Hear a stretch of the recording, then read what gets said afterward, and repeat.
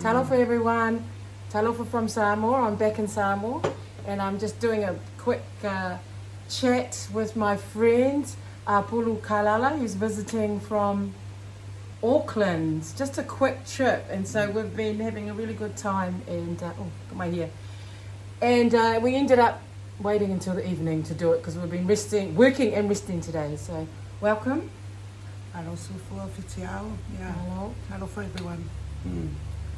Nice, thank you. So we've just got some little chips and dips and a little drink here. We're just going to have a chat just about some of the things that Kalala's been working on with her classes, not only in Auckland but around. So maybe Kalala, how do you want to start? Do you want to introduce yourself a little bit? Give a little bit of background, and really it's just going to be a chat backwards and forwards, but we do have some really interesting presentation that Kalala wants to talk about today. I'll hand over. Thank you. Oh, yeah, so just a quick introduction and a background about who I am.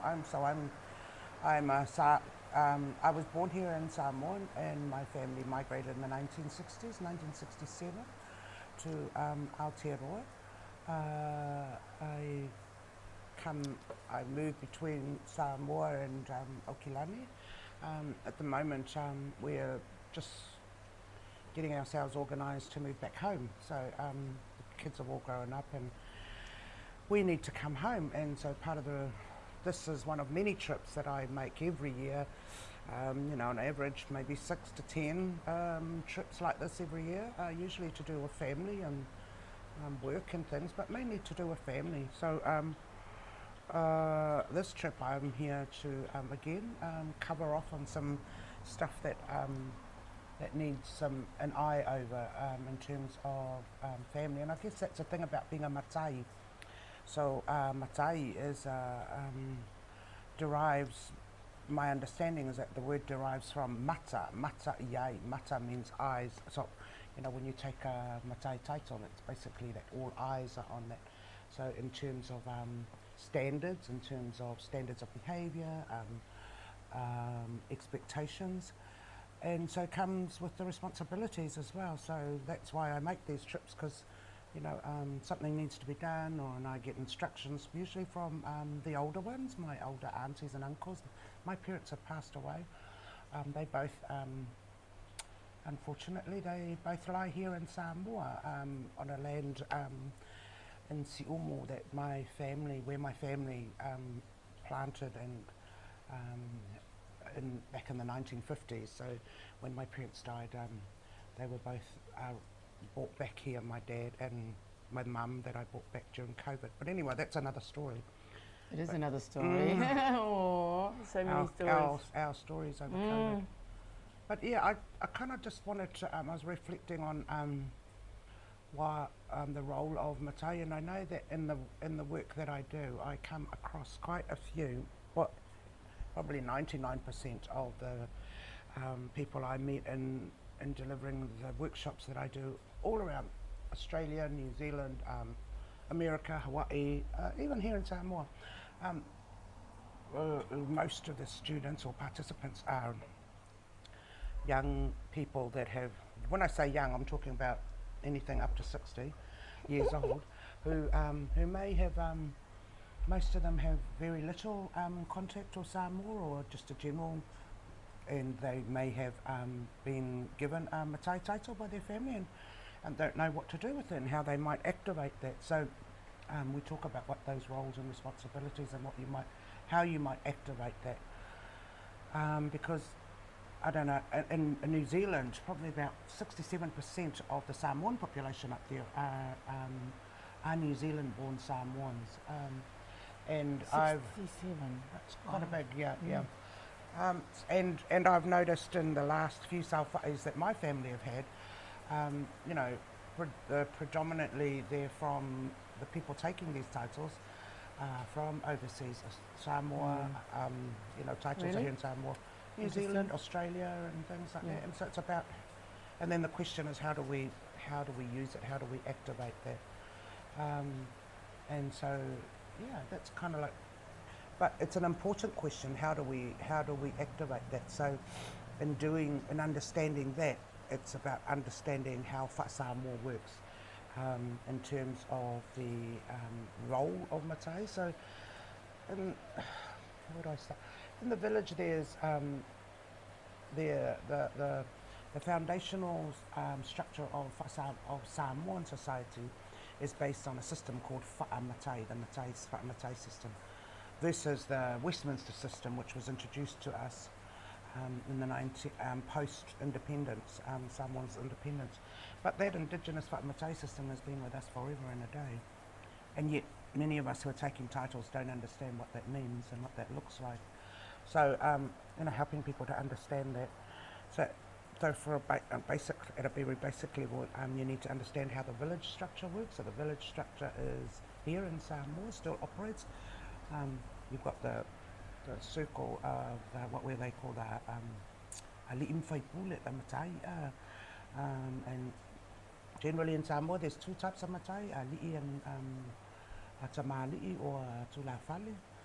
There are other classes of matai who are what we call a tulafale ali'i that are both. So ali'i are they're more of like the CEO way. They have the overall. They don't say a lot, or they shouldn't say a lot. So they listen, and when they speak, they often make the final decision. And once they make that decision, then it's game over. Hey, everyone follows that. The other matais, like myself, tulafale, we're kind of like the ops managers, that do all the on the ground stuff, and usually tamali'i don't travel without tulafale, who are their spokespeople, and tulafale are the ones that speakers, because they don't just speak, they have to know what to speak. So they're the guardians of our oratory and whatnot, and so they have to be on their game. So the other word for that is the speaking matai. That's the Tulafale. Tulafale is the speaking matai. Yeah, the speaking matai. Before we get into the slides that you wanted to talk about today, can you explain a little bit about the courses that you're doing and how they came about? Because I was there I remember right in the beginning when it sort of, it really came, well, you're thinking about it for a while, but it sort of came organically, didn't it? And then just sort of exploded, and then you had to work on it a different way and stuff. Yeah. It's changed over the years too, hasn't it? Yeah. And it's the demand is really high.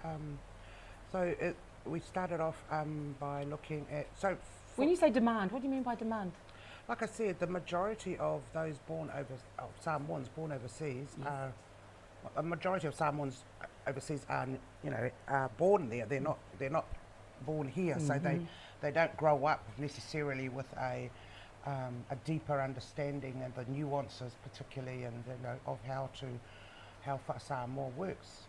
So that's the demand, and that's a growing population, and not just as Samoans, but as Samoans who have other culture ethnicities. So Samoan Māori, Samoan Palangi, Samoan, But also the dynamic is that you are Samoan, but you're not actually you're not in Samoa. So I mean that's a figure that I bring up all the time, is that Samoa is 200,000 people. There are more Samoans outside Samoa than in Samoa.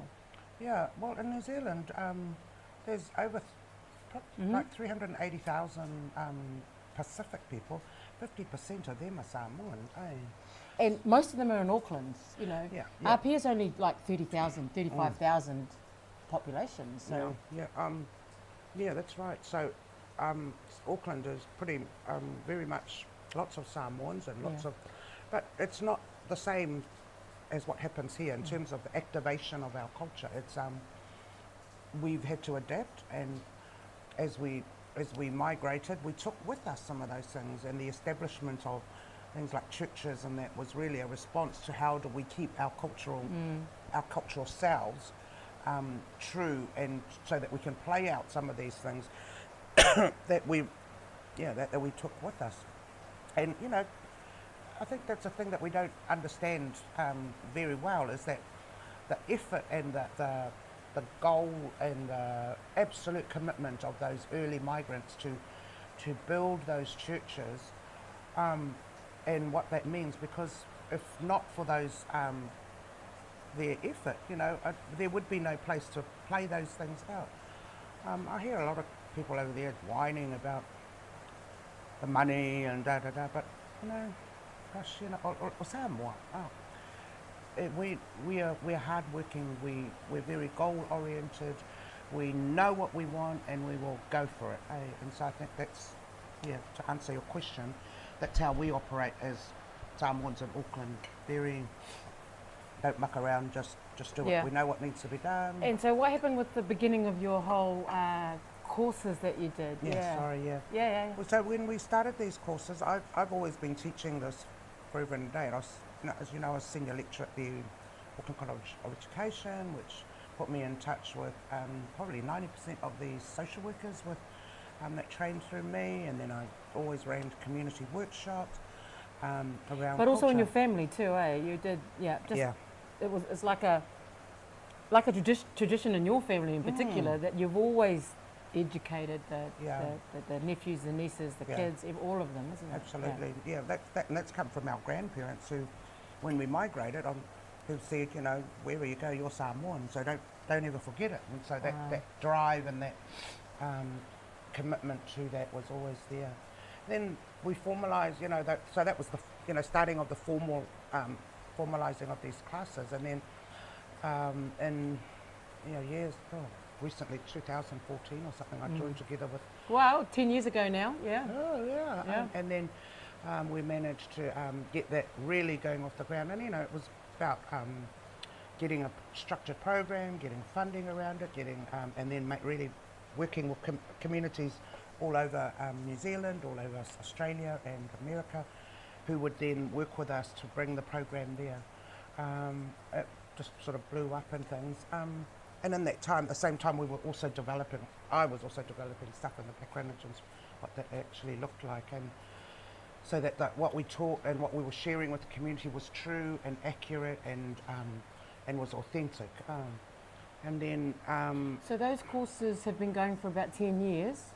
You've had a few changes during the time. Yeah, it's now called Wa'ol Samoa, meaning I am Samoan, because that's the goal. At the end of the workshops, I want our participants to come out confident, I am Samoan. Hey. And what does that mean and all those what does things? it mean? Wow. Yeah, how they live, how they think, how they speak. Doesn't matter what others think. It's about what's inside you, and what you, and when you believe that and know how to walk and talk and speak that, then that's all it is. It's nobody else's business what degree of Samoan that you are. It's no one's business. It's about you. You are Samoan. And so how you serve your family. And how you understand it for a start. And then yes, and understanding what that means. I mean, I hear a phrase that they often use is, I'm plastic. I'm a plastic Samoan. I hate that. Me too. Because it's an application of a label, and I think when we start labeling ourselves in the negative like that, it's a whaiainga. It's a to'ilalo.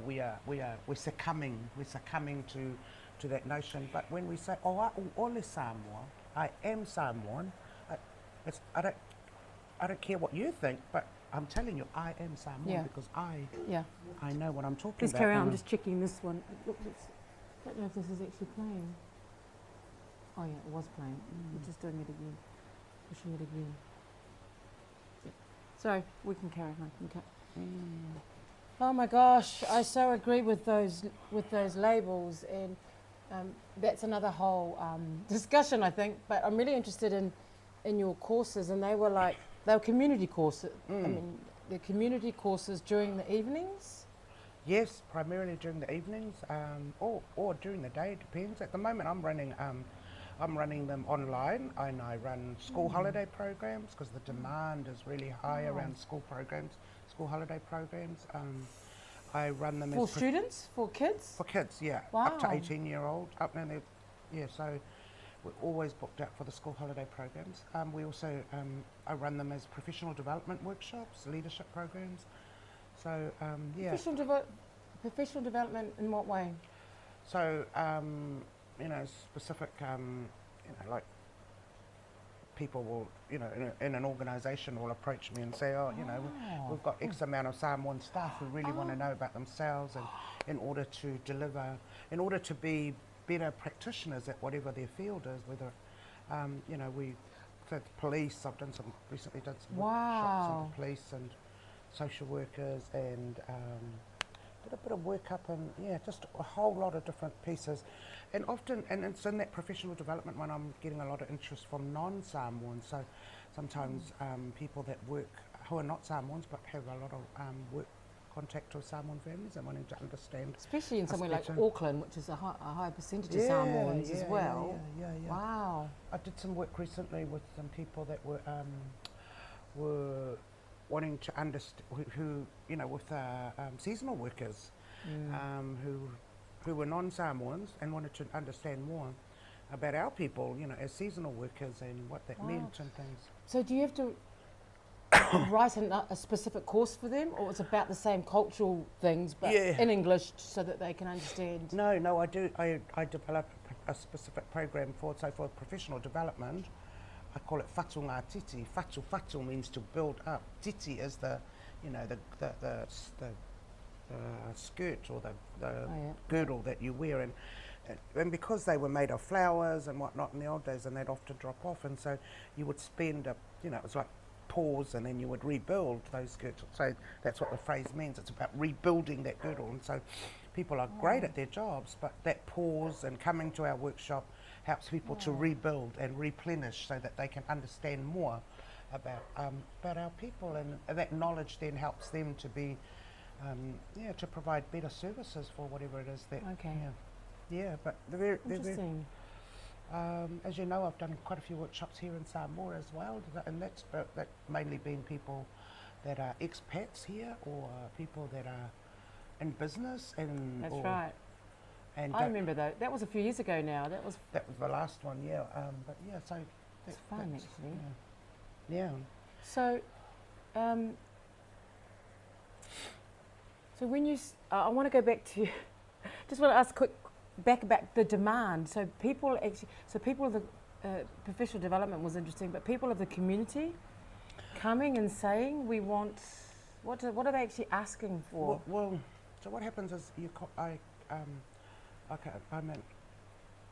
I'm at a community centre where they provide us with a venue, and they often ring me and say, "Oh, can you come in? We've had this demand. People are coming in and asking for Samoan language. Can you please help? Can you please come in and run a program?" I say, "Yep, let's do that." And I try and work it so that it's free and so it's accessible. Which means that I've got to get someone who pays for the venue, someone that will pay for my time, someone that will pay for all the bits and pieces that go with running a workshop, and make that accessible for people. But the course based on language is also based on culture. You can't learn the language without learning the culture. Both things go together. So the program that I run is about teaching you the language, but essentially it's about primarily building your understanding of the culture first, because you can rote learn things, but if you don't know the context of where and when to use those, which is in the culture, then I think that's probably one of the things I remember, because I've sat in a couple of your courses, particularly in Auckland and of course here, but it's the hands-on, the practice, is the explaining, it's that whole the way that we learn, and then the actual going and doing it. That sometimes is quite scary, isn't it? And I'm interested in some of your students and what they say, and any feedback about the actual. Did they know when they came in that they would have to stand up and? Not really. I like when we're away from Auckland. Like in Melbourne or somewhere. Yeah. I've got a family and my own job to do. My own job that pays me. I can only be away for a certain amount of time, so I like to run those offshore or off, outside of in a 1 week period, go bang, bang, bang, bang, so for 7 nights, we're meeting up somewhere, a community centre, and 3.5 hours every night. And just bang, bang. And so the intensity of it's really good. And as an educator myself, I know that our people respond better to pressure in that way, because you know what it's like. You give them an assignment and they don't do it. They don't do it. But they'll do it right at the last minute. So the pressure for people, we tell them, hey, this is when we're on. We're going to be inviting your families, within 6 days. And invite the families is a big thing at the end, isn't it? Communities, so that really puts pressure on people. I had a cousin in Auckland who was supposed to do it so many times and never did it, and then finally she did it, and then just texted me and went, oh my gosh, this is amazing. I said, I told you. I always say, people, what you put into those things is what you get out of it. But isn't that true for anything? Is it? Is it or not? Absolutely, yeah. If you don't put the work in, you're not going to get anything out of it.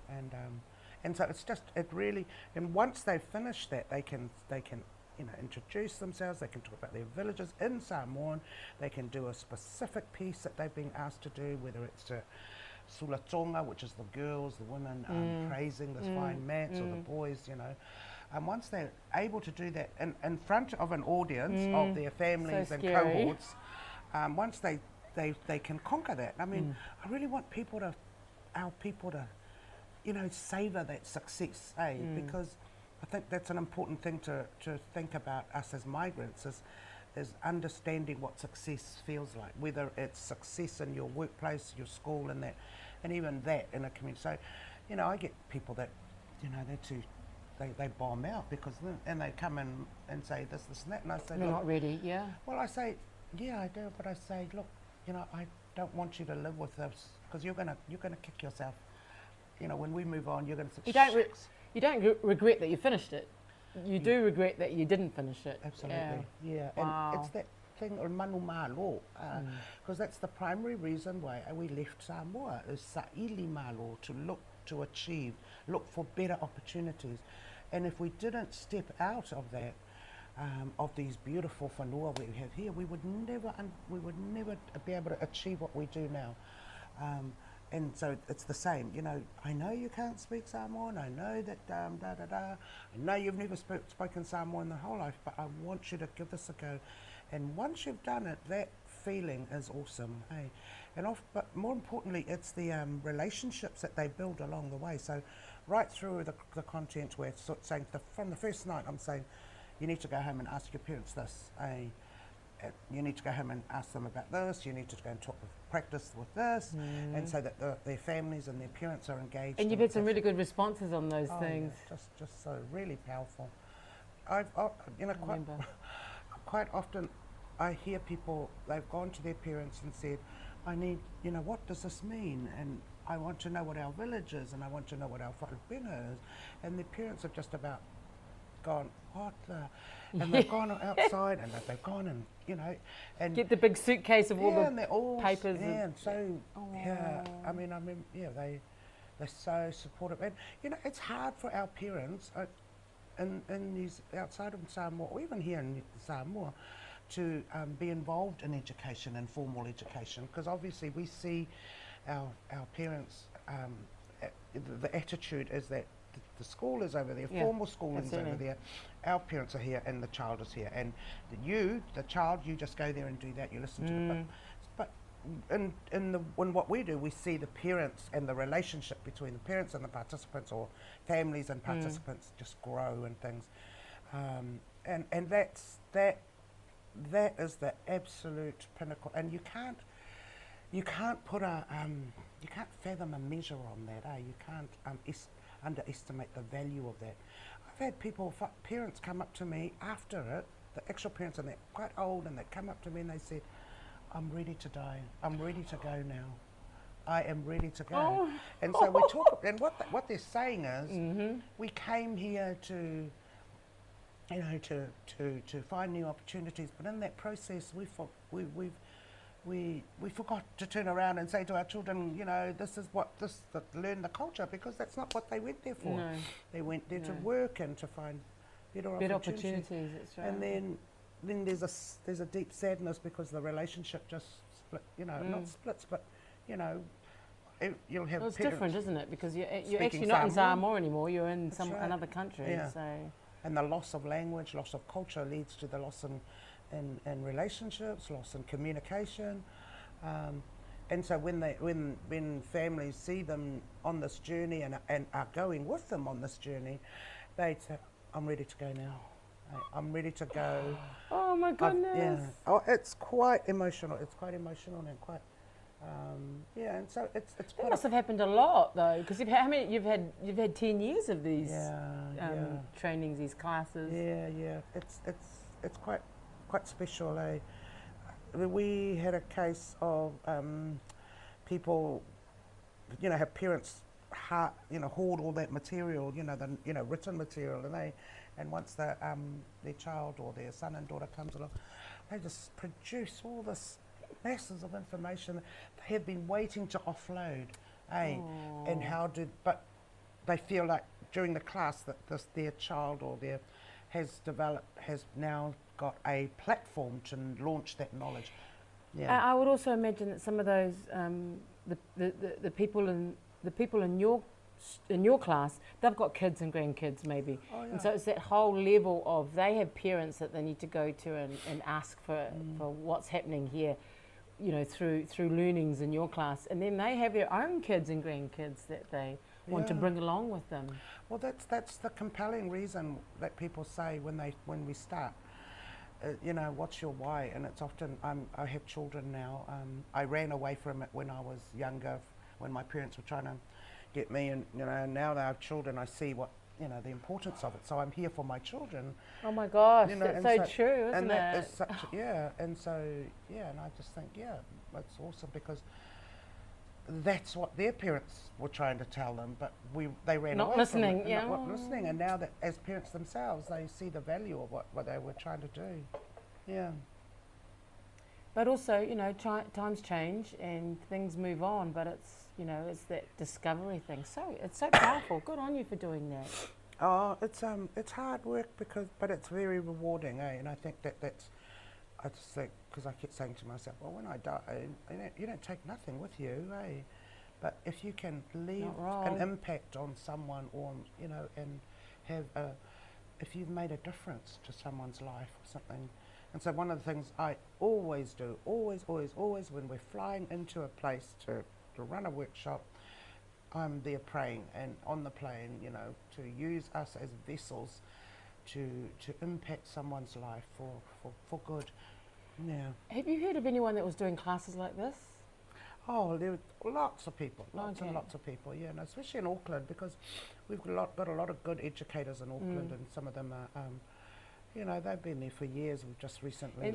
And because there's a need, you can see a need for the. They can see a need. What about states though? And I think now we've been Melbourne. working with a few community organisations there and helping them to build their resources so that they can.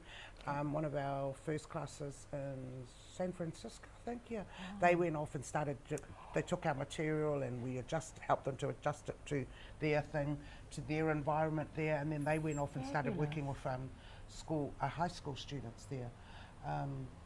Yeah, and that's great. I think it's great because this is one of those programs you can't keep to yourself. The more that you share it, the better, because like I say, it's once you go, you go.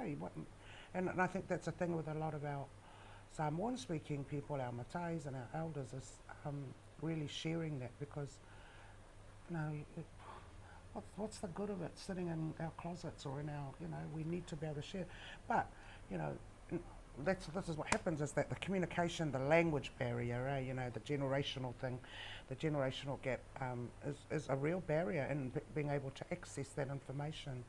And so some of the resources that we do are often, all our resources are in Samoan and the Samoan, and then the translations with it, so that people actually understand and explain to them, why do we do this and how is it done? Where did it come? Where does this practice come from?